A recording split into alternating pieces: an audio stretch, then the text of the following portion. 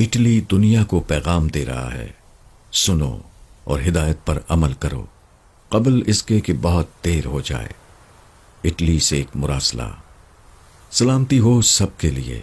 ہم اٹلی میں رہتے ہیں، اٹلی کے شہر میلان میں۔ میں آپ کو بتانا چاہتا ہوں اور وضاحت کرتا ہوں کہ یہاں زندگی کیسی ہے۔ یہاں بہت تکلیف دہ حالات ہیں۔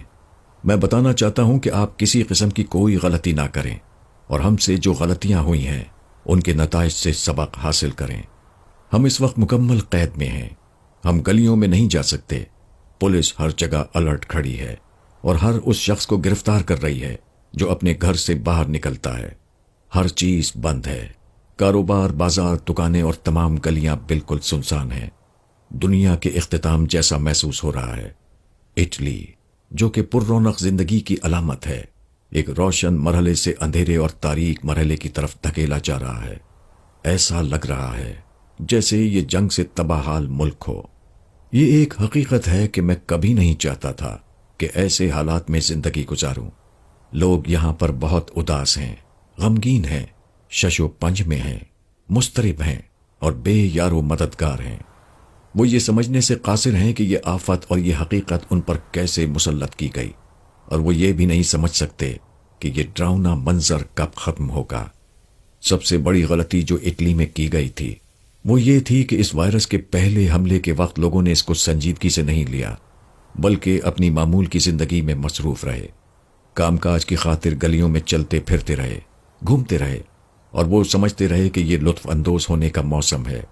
دوستوں سے ملنا جلنا اور شادی وغیرہ کے اجتماعات میں شامل ہونے کی وجہ سے سب نے غلطی کی، اور آپ بھی وہی غلطی کر رہے ہیں۔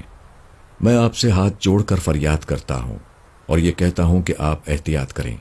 یہ نہ تو کوئی ہنسنے کی بات ہے اور نہ ہی کوئی مذاق کی بات ہے۔ اپنی اور اپنے پیاروں کی حفاظت کریں۔ اپنے والدین اور دادا دادی اور نانا نانی کی حفاظت کریں۔ یہ بیماری ان کے لیے بہت خطرناک ہے۔ یہاں روزانہ 200 لوگ مر رہے ہیں۔ اس کی وجہ یہ نہیں کہ اٹلی میں ادویات نہیں ہیں، بلکہ اعلیٰ قسم کی ادویات موجود ہیں۔ ان اموات کی وجہ یہ ہے کہ کسی کے لیے کوئی محفوظ جگہ نہیں ہے۔ ڈاکٹر حضرات یہ طے کرنے کی کوشش میں ہیں کہ کس کو بچائیں اور کس کو مرنے دیں۔ یہ سب اس لیے ہو رہا ہے کہ لوگوں نے ابتدا میں حماقت کی اور اپنے شب و روز کو معمول کے مطابق رہنے دیا اور بیماری کے نئے ماحول کے مطابق حفاظتی اقدامات نہیں کیے۔ برائے مہربانی آپ ان غلطیوں سے سیکھیں۔